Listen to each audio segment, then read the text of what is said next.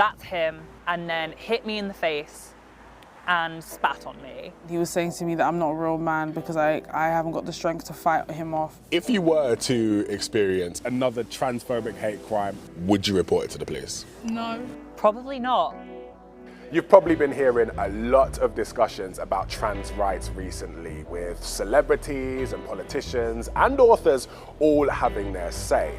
Well, I wanted to investigate the real violence that trans people experience just for living their lives. After contacting every police force in the UK, I found out that reports of transphobic hate crimes have quadrupled in 5 years. And when these attacks happen, some trans people feel like they have nobody to turn to. If it's a trans person, it's okay because it's justified because they're trans. Terrell has experienced a number of attacks just for being trans. In one, a partner suddenly turned violent in the bedroom, punching and spitting on Terrell. Takes it home as to like how literally just exist as you are and still have people use you as like a punching bag. Earlier this year, Terrell was raped and assaulted. The person screamed transphobic slurs. Terrell says the police didn't take the case seriously. The witness report basically painted me out to be like I was wasting police time. After being physically examined, mentally examined, like all that stuff happened to me. I had no support work, no mental support work. I had to find all that help myself. And then a lot of things just kind of went downhill from there. Like my life pretty much went downhill. Do you regret reporting that to the police? Yeah. Jodie felt she had to leave where she was born, a village in the East Midlands, after years of transphobic abuse. There was a solid year where I didn't leave my room out of fear.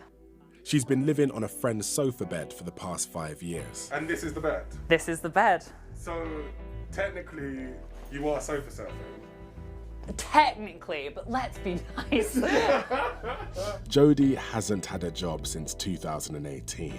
I've experienced in every workplace I've been in permanently some level of transphobia, explicit, implicit, like the straight up say a slur. When you get hate crimed in one, it's easy to imagine it hate crime in anyone, but it's not being trans, it's how you are treated. It is no longer going to be possible for me to make a living doing a job I like with people I like.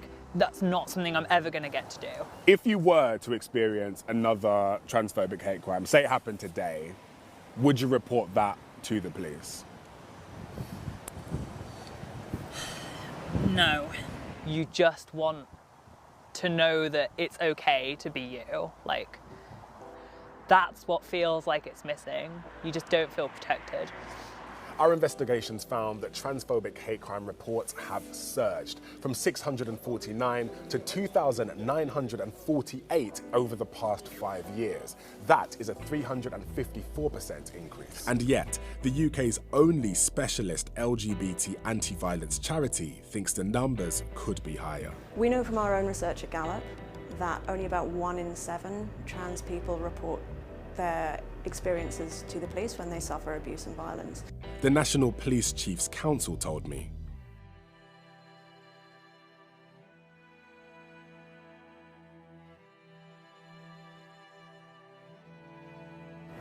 Unless trans people report what's happened to them and are empowered to report what's happened to them, the systems won't change. I mean, you want to hope, but, you know, empty promises all the time. If you care for human life, try to understand us. And if for those who are carrying out the attacks, go seek professional help.